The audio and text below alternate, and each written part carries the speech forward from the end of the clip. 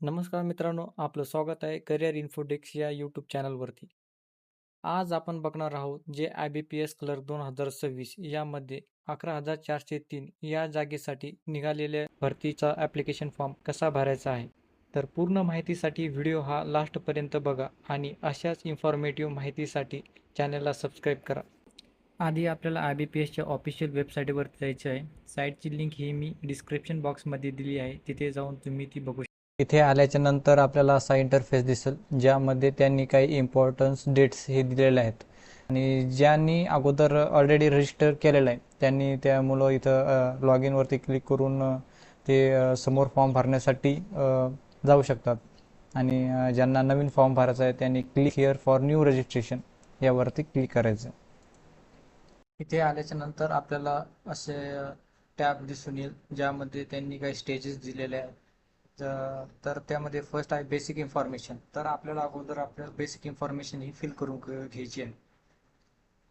तर जे रेडमध्ये दिलेले असतात तर ते आपल्याला मेंडेटरी फिल करायचे असतात. तर आपल्याला अगोदर आपल्या आधारनुसार किंवा जे आपले ऑफिशियल डॉक्युमेंट्स आहे त्यानुसार आपलं नाव हे टाकून घ्यायचं आहे. तर आपल्याला अगोदर आपलं फर्स्ट नेम हे टाकायचं आहे.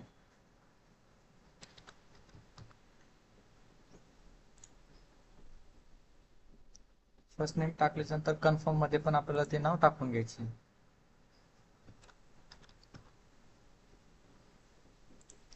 जसे आपण दोन्ही सेम नाव टाकू तर इथं असं आपल्याला ग्रीन टिक मार्क हे दिसून येईल. नंतर आपल्याला आपल्या वडिलांचे नाव हे टाकायचे. परत कन्फर्म मध्ये पण टाकून घ्यायचं आहे.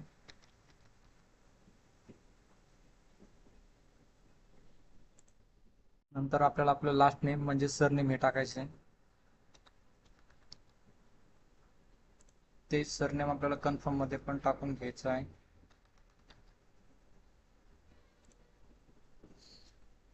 नंतर हे बघा आपल्याला इथं आपलं फुल नेम हे ऍज पर आपण जसं वरती टाकलेलं आहे तसं दिसून येणार आहे. आणि ते पण एक वेळेस चेक करून घ्यायचं की आपलं जसं 10वीचं जे आपलं सर्टिफिकेट आहे, 10वीच्या बोर्डचं जे सर्टिफिकेट आहे त्यानुसार आपलं नाव आहे का, तर असेल तर आपल्याला ते कन्फर्म करून घ्यायचं आहे.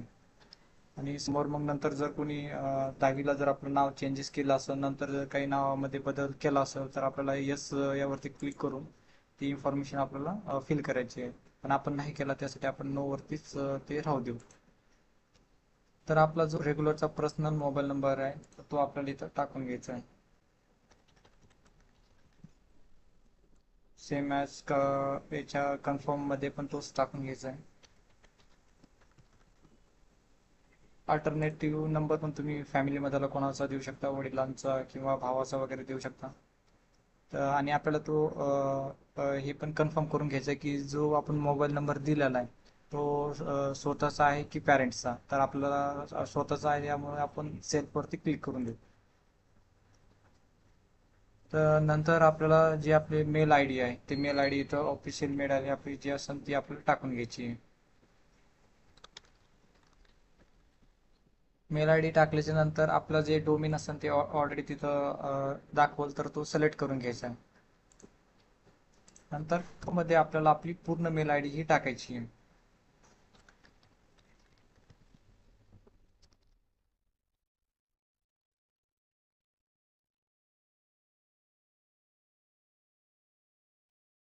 कन्फर्म ईमेल आय डी टाकल्याच्या नंतर आपल्याला इथे एक सिक्युरिटी कोड हा शो होईल. तो सिक्युरिटी कोड आपल्याला इथे टाकून घ्यायचा आहे.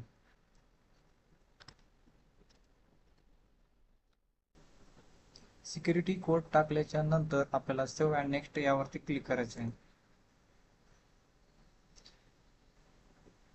नंतर आपल्याला कन्फर्म सबमिशनसाठी असं एक टॅब दिसून येईल ज्यामध्ये त्यांनी असं सांगितलेलं आहे की are you sure the detail enter are correct, म्हणजे तुम्ही जी माहिती भरलेली आहे ती बरोबर आहे का. No change edit of application will be allow after complete registration, म्हणजे जर तुम्ही एक वेळेस रजिस्ट्रेशन कम्प्लीट केलं तर तुम्हाला त्यामध्ये काही चेंजेस करता येणार नाही. जर हे पूर्ण बरोबर असेल तर आपल्याला ओके करायचं आहे, जर नसेल तर कॅन्सल करून आपण ते अपडेट करून घ्यायचे. पण आपल्याला आहे बरोबर आहे म्हणून आपण ओके यावरती क्लिक करणार. नंतर आपल्याला असा इंटरफेस दिसेल ज्यामध्ये आपल्याला व्हेरिफिकेशन प्रोसेस ही कंप्लीट करून घ्यायची आहे. जिथे आपल्याला सेंड OTP हे असं ऑप्शन दिसेल त्यावरती क्लिक करायचं आहे. जसं आपण त्यावरती क्लिक करू तिथे आपल्याला असं टॅब ओपन होऊन दिसेल की please enter the captcha code. म्हणजे OTP हा डायरेक्ट सेंड नाही होणार, अगोदर आपल्याला सिक्युरिटी कोड हा इंटर करायचा आहे.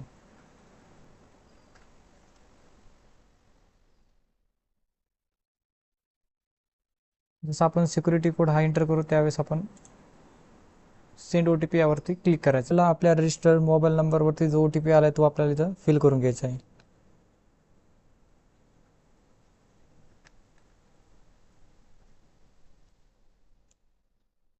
फिल केल्याच्या नंतर आपल्याला व्हेरीफाय OTP यावरती क्लिक करायचं आहे. तर आपला मोबाईल नंबर हा व्हेरीफाय झालेला आहे. नंतर तर आपल्याला परत एक वेळेस कॅप्चर कोड टाकून सेंड OTP यावरती क्लिक करायचं आहे.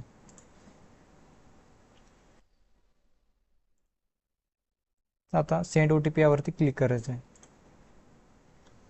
सेंड OTP क्लिक केल्याच्या नंतर आपल्या मेल ID वरती OTP हा सेंड झालेला आहे, तो आपल्याला इथे टाकून घ्यायचा आहे.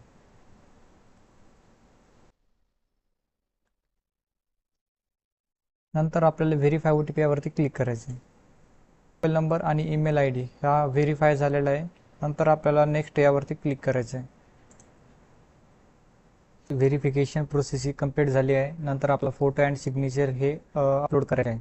तर तिथे आपल्याला आपला रजिस्टर नंबर हे जनरेट झालेला आहे आणि आपला पासवर्ड हे आपल्याला तिथं दिसून येईल. नंतर आपल्याला आपला पासवर्ड साईज फोटो आणि सिग्नेचर हे अपलोड करून घ्यायचे आहे. फोटो अपलोड केल्याच्या नंतर आपल्याला लाईव्ह फोटोसुद्धा कॅप्चर करायचा आहे. त्यामध्ये त्यांनी दोन ऑप्शन दिलेले आहे, एक वेब कॅमेरा आणि मोबाईल फोटो. तर आपण आपल्या मोबाईलमध्ये हा QR कोड स्कॅन करून डायरेक्ट IBPSच्या ऑफिशियल वेबसाईटवरती जाऊन फोटो स्कॅन करू शकतो. मोबाईलमधून फोटो अपलोड झाल्याच्या नंतर आपल्याला 10 सेकंदामध्ये इथं आपला लाईव्ह फोटो कॅप्चर फोटो हा दिसून येईल. जर फोटो दिसत नसेल तर आपल्याला एक वेळेस पेजला रिफ्रेश करून घ्यायचं आहे आणि इथे आय कन्फर्म या बटनावरती क्लिक करायचं आहे. परत लाईव्ह कॅप्चर केलेल्या इमेजच्या समोर पण आय कन्फर्म यावरती क्लिक करायचं आहे. आता यामध्ये कॅन्डिडेट सिग्नेचर ही अपलोड करून घ्यायची आहे. फोटो अपलोड झाल्याच्या नंतर आय कन्फर्म या बॉक्समध्ये टिक करायचं आहे. नंतर आपल्याला नेक्स्ट या बटनावरती क्लिक करायचं आहे.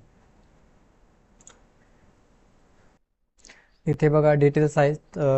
येथे आपल्याला डिटेल्स ही फिल करून घ्यायची आहे, ज्यामध्ये बेसिक, क्वालिफिकेशन, एक्सपिरियन्स, लँग्वेज आणि प्रिफरन्स आहेत. तर आपल्याला हे फिल करायचं आहे. तर फर्स्ट बघा बेसिक डिटेल्स आहेत, त्यामध्ये बघा कॅटेगरी. तर आपण कोणत्या कॅटेगरीमध्ये येतो ती कॅटेगरी सिलेक्ट करून घ्यायची आहे. आणि OBC जे असेल तर त्यांच्यासाठी नॉन क्रिमिनल सर्टिफिकेट असणे हे गरजेचं आहे. तर आपण आपली कॅटेगरी ही सिलेक्ट करून घेऊ. कॅटेगरी सिलेक्ट केल्याच्या नंतर detail of disability. Are you a person with benchmark disability of 40% and above. जर 40%च्या वर जर अपंगत्व जर असेल तर हे सिलेक्ट करायचं आहे, नसेल तर नो यावरती सिलेक्ट करायचं आहे. तर इथे बघा do you belong to religion minority community. जर आपण मायनॉरिटी कम्युनिटीमधून जर बिलॉंग करत असेल तर इथं यस हे सिलेक्ट करायचं आहे. जर नसेल तर नो हे करायचं आहे. जर असेल तर सिलेक्ट केल्याच्या नंतर बघा इथे काय येईल, तर आपण कोणत्या मायनॉरिटी कम्युनिटीमध्ये येतोय ते आपल्याला ते सिलेक्ट करून घ्यायचं आहे. तर यामध्ये बघा एक्सपिरियन्समध्ये जर गव्हर्नमेंट किंवा प्रायव्हेट सेक्टरमधला बँकिंगचा एक्सपिरियन्स असेल तर येस हे सिलेक्ट करायचं आहे. आपल्यापाशी नाही म्हणून आपण नो हे सिलेक्ट करत आहोत. बघा एक सर्व्हिसमॅन डिटेल आहे. आर यू अन एक सर्व्हिसमॅन. एक सर्व्हिसमॅन जर असेल तर येस करायचं, नाही तर नो करायचं. आर यू डिसेबल एक सर्व्हिसमॅन. डिसेबल एक सर्व्हिसमॅन असेल तर येस करायचं आहे, नाहीतर नो करायचं आहे. आणि त्यानंतर बघा are you a dependent of serviceman kill in action. याच्यामध्ये जर काही असेल तर येस करायचं आहे किंवा नो करायचं आहे. म्हणजे हे त्या महिलांसाठी आहे ज्यांचे पती वारले आहेत किंवा त्यांचा डिवोर्स झाला आहे आणि त्यांना परत लग्न केलं नाही, तर त्यांच्यासाठी होतं आहे. तर याच्यामध्ये काय करायचं, जर असं काही असेल तर येस यावरती क्लिक करायचं आणि जर असं काही नाही आहे ते तर नो यावरती टिक करायचं आहे. नंतर यामध्ये बघा अपियर डिटेल. अपियर डिटेलमध्ये काय त्याने विचारलेलं आहे, how you appear for the CWE CRP for clerk CSA card earlier. म्हणजे या अगोदर तुम्ही IBPSच्या क्लर्क आणि CSA या पदासाठी कधी एक्झाम दिली आहे का? जर दिली असेल तर यस यावरती टिक करायचं आहे. आणि इथं नंबर ऑफ अर्लियर अटेम्प्ट म्हणजे किती अटेम्प्ट तुम्ही दिलेले ते अटेम्प्ट इथं टाईप करून घ्यायचे आहे. एक दिला असेल तर एक हा टाईप करायचा आहे आणि तो अटेम्प्ट कोणता होता तो अटेम्प्ट इथं सिलेक्ट करून घ्यायचा आहे. आणि जर या अगोदर IBPSचा कोणताही अटेम्प्ट दिला नसेल तर इथं नो यावरती टिक करायचं आहे. जर तुम्ही अप्रेंटिसशिप केली असेल प्रायव्हेट बँकेमधून या गव्हर्नमेंट बँकेमधून तर इथं येस यावरती टिक करायचं आहे. येस यावरती टिक केल्याच्या नंतर कोणत्या बँकेत अप्रेंटिसशिप केलेली आहे, कोणतं सेक्टर आहे ते इथं सिलेक्ट करून घ्यायचे आणि त्याची इन्फॉर्मेशन इथं फिल करून घ्यायची आहे. आणि जर अप्रेंटिसशिप केली नसेल तर नो यावरती टिक करायचं. त्यानंतर बघा इथे नॅशनॅलिटी आहे, आपण सिटिझनशिप इथं आपल्याला सिलेक्ट करायची आहे. सिलेक्ट केल्यानंतर बघा इथे काय details of applying state and exam centre म्हणजे आपण कोणत्या स्टेटमध्ये एक्झाम सेंटर आपल्याला पाहिजे ते आपण इथं अप्लाय करणार. त्यासाठी आपलं स्टेट हे सिलेक्ट करून घ्यायचं आहे. जसं आपलं महाराष्ट्र स्टेट आहे तर आपण महाराष्ट्र हे सिलेक्ट करणार आहोत. नंतर इथं स्टेट कोड हे ऑटोमॅटिक येऊन जाईल. नंतर त्या स्टेटची भाषा तिथे कोणती लोकल लँग्वेज ही लँग्वेज पण ऑटोमॅटिक तिथं येऊन जाईल. तर यामध्ये बघा त्याने काय सांगितलेलं आहे की जी आपली लोकल लँग्वेज आहे जसं की मराठी तर ती तुम्हाला वाचता येते का, लिहिता येते का, बोलता येते का आणि तुम्हाला ती समजते का, तर इथं येस यावरती टिक करायचं. नंतर त्यांनी काय इथं विचारलं आहे की जी आपली लोकल लँग्वेज आहे तर ती आपल्याला 10वीमध्ये किंवा त्यानंतर आपण जे शिक्षण घेतलं त्यामध्ये ती होती का, तर असेल तर येस करायचं आहे, नसेल तर नो यावरती टिक करायचं आहे. पण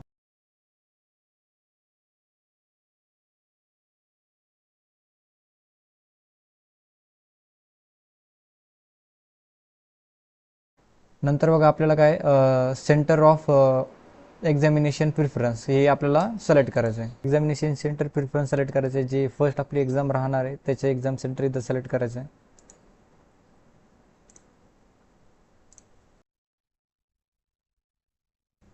आणि इथे बघा जी आपली मेन एक्झामिनेशन राहणार आहे तर त्यासाठी आपल्याला जिल्हा एका तो सिलेक्ट करून घ्यायचा आहे.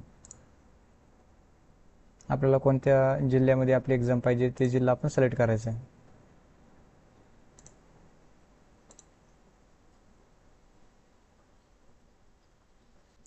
एक्झामिनेशन प्रिफरन्स झाल्याच्यानंतर बघा इथं काय त्यांनी विचारलेलं आहे आपल्याला की जो आपला एक्झाम पेपर राहणार आहे हा कोणत्या लँग्वेजमध्ये पाहिजे म्हणजे आपल्याला कोणत्या भाषेमध्ये पाहिजे. तर आपण तिथं हिंदी, मराठी, कोकणी ह्या 3 इथं भाषा आहेत. आपण ज्या याच्यामध्ये आपल्याला पेपर पाहिजे आहे तर त्यामध्ये आपण ते सिलेक्ट करून घ्यायचं आहे. आणि इंग्लिशमध्ये पण राहणार तो आणि त्या लोकल लँग्वेजमध्ये पण राहणार, तर आपण इंग्लिश आणि मराठी यामध्ये आपण सिलेक्ट करून घेऊ. नंतर इथे बघा आपल्याला ID प्रूफ डिटेल विचारलेले आहे तर आपल्याला ID प्रूफ डिटेल ही इथं भरून घ्यायची आहे. हे बघा त्यांनी इथं काय सांगितलेलं आहे, to bring the following ID when appearing of the examination. म्हणजे आपण ती ID आपण एक्झामिनेशनच्या टायमालाच तिथं ID प्रूफ म्हणून तो दाखवणार आहे. आणि परत ते बोललेले की I confirm my name on this ID and this application exactly match. म्हणजे IDवरचं नाव आणि आपण ज्या या फॉर्मवरती जो नाव टाईप केलेला आहे तो परफेक्ट मॅच एक्झॅक्ट मॅच झालं पाहिजे. हे इथं त्याने सांगितलेलं तिथं आपण ठीक करायचं आहे. इथे बघा त्यांनी ID प्रूफ विचारला आहे तर इथं ID प्रूफमध्ये त्यांनी बघा काय काय दिलं आहे, आधार कार्ड, पॅन कार्ड, पासपोर्ट आणि अदर काही ऑप्शन्स आहे. जे तुमच्याकडे आहे ID प्रूफ तो इथं सिलेक्ट करून घ्यायचा आहे. जसं की आपल्याकडे आधार कार्ड आहे तर आधार कार्ड यावरती आपण सिलेक्ट करणार आहोत. आधार कार्ड सिलेक्ट केल्याच्या नंतर बघा त्या ID प्रूफचा नंबर इथं आपल्याला टाकायचा आहे.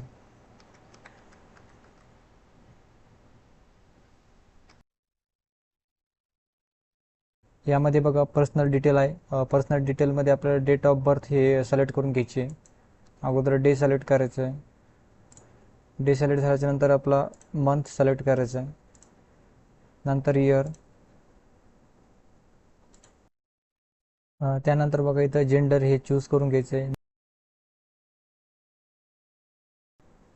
नंतर बघा आपल्याला मॅरिटल स्टेटस हे चूज करायचं आहे.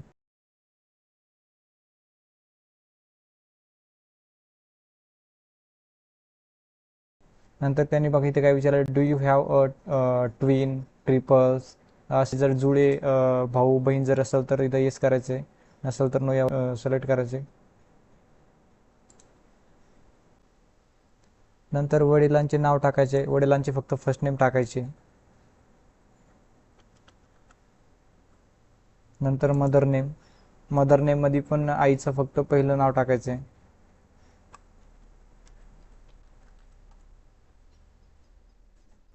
नंतर कन्फर्म मध्ये पण वडिलांचं नाव टाकायचे.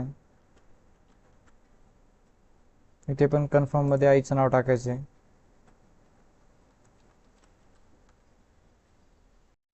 मदर्स नेम टाकून झाल्याच्यानंतर बघा इथं आपल्याला ॲड्रेस डिटेल विचारलेली आहे, तर आपला ॲड्रेस इथं फिल करून घ्यायचा आहे.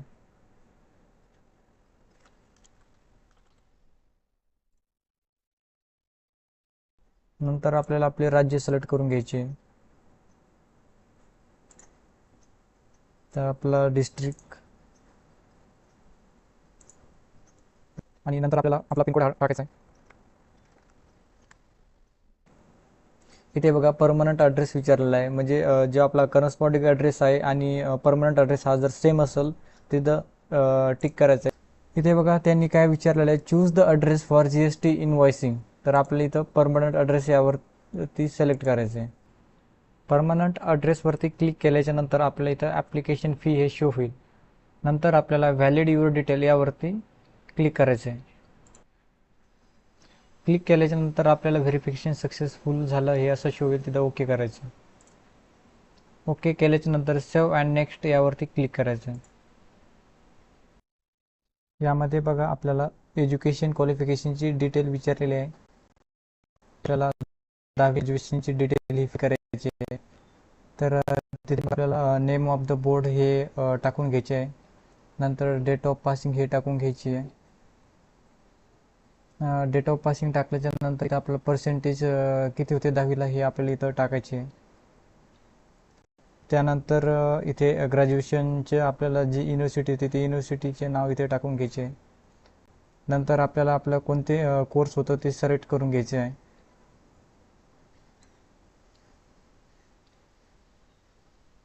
कोर्स सिलेक्ट झाल्याच्या नंतर सब्जेक्ट हे आपल्याला सिलेक्ट करून घ्यायचं आहे. त्यानंतर आपल्याला इथे डेट ऑफ पासिंग ही सिलेक्ट करून घ्यायची आहे. नंतर आपल्याला ग्रॅज्युएशनला जेवढे पर्सेंटेज होते ते इथे टाकायचे. इन कम्प्युटर सिस्टीम, जर तुम्हाला कम्प्युटरचं नॉलेज जर असेल किंवा तुम्ही त्यावरती काम केलं असेल तर ते येस यावरती टिक करायचं आहे आणि हे कंपल्सरी आहे, त्यासाठी येस यावरती टिक करायचं आहे. नंतर डिटेल ऑफ कम्प्युटर नॉलेज, तुमच्यापाशी काय आहे, सर्टिफिकेट, डिप्लोमा, डिग्री, तुम्ही काय केलेले आहे. जर डिप्लोमा केला असेल तर इथं डिप्लोमा सिलेक्ट करायचं आहे. जर डिग्री केली असेल तर डिग्री ही सिलेक्ट करायची आहे. नंतर बघा त्यांनी विचारलं आहे की post qualification work experience detail, जर एक्सपिरियन्स डिटेल जर असेल तर इथे ती फिल करून घ्यायची आहे.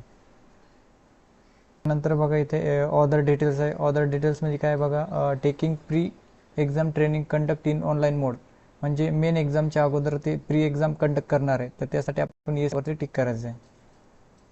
नंतर बघा हे गुन्हा काही झाला असेल किंवा केला असेल त्यासाठी आहे, तर इथं नो यावरती टिक करायचं आहे.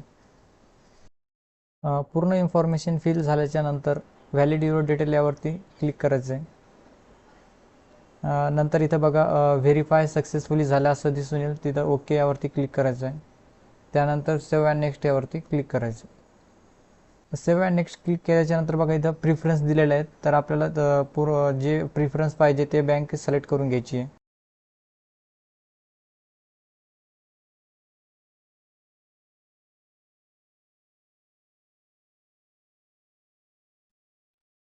बँक सिलेक्ट झाल्याच्या नंतर बघा इथं ऑर्डर ऑफ प्रिफरन्स, म्हणजे तुम्हाला जी बँक अगोदर पाहिजे त्यानुसार तुम्ही प्रिफरन्स हे सेट करू शकता. तर त्यासाठी बघा आपल्याला इथे त्या बँकेवरती डबल टॅप करून त्याला वरती स्क्रोल करायचं आहे, तर ऑटोमॅटिक ते फर्स्ट नंबरला येऊन जाईल.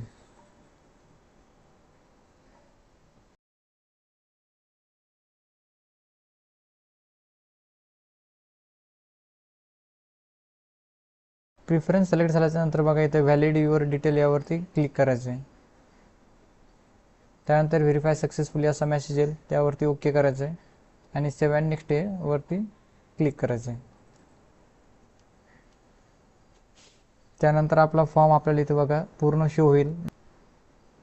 आपण माहिती बरोबर भरली की नाही हे पूर्ण चेक करायची.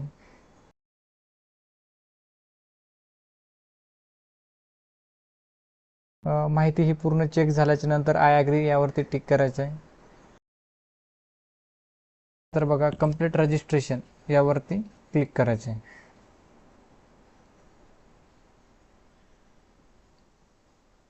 कंप्लीट रजिस्ट्रेशनवरती क्लिक केल्याच्या नंतर बघा आपल्याला असं शो होईल कन्फर्म रजिस्ट्रेशन. तर त्यांनी इथे सांगितलेले बघा एकदा रजिस्ट्रेशन कन्फर्म जर झालं त्यामध्ये आपण काहीच बदल करू शकत नाही. तर रजिस्ट्रेशन करण्यासाठी आपलं कन्फर्म करण्यासाठी इथं ओके यावरती क्लिक करायचं आहे.